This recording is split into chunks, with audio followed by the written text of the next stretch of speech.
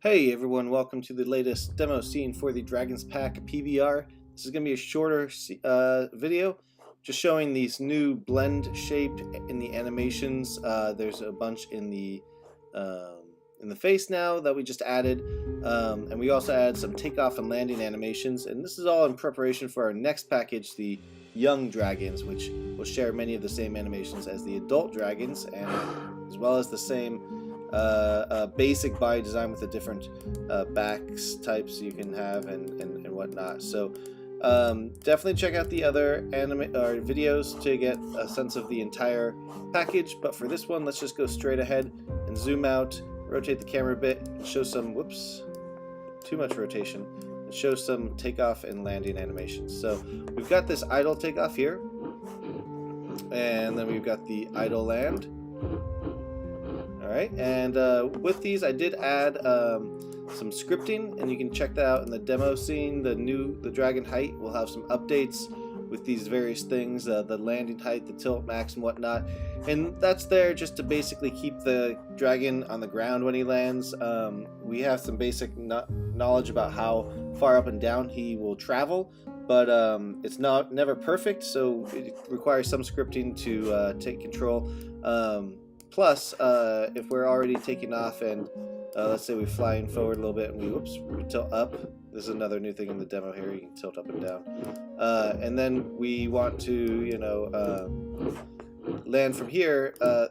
We got that, and the script basically adds extra height to the land in order to get him down to the ground on time, and vice versa if we're going forward and we tilt down a little bit so we're really low, and we want to land, it'll bring him up a little bit so that he lands on the ground. And then we got this run takeoff. There we go. Tilt him up a little bit, and you can also turn. This is just basic scripting. I think my values are a little too harsh for the turn itself there, because that's just ridiculous. But as he flies forward, he can now turn as well. Let's go down a little bit and get him closer to the ground. There we go. It's a little easier to see the motion when he's down there. So, this is a very basic controller. This is not, I would imagine in most games you'd probably want to work on a more robust controller, but you can map this to the joystick or the control pad or the number keys, wherever, left and right, and vertical up and down, and then players with one button can just control all of it.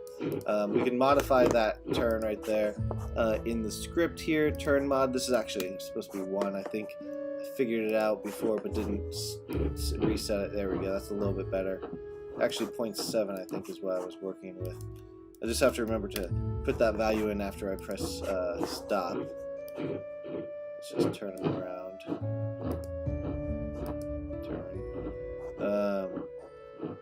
There we go. So now the turns are a little bit more.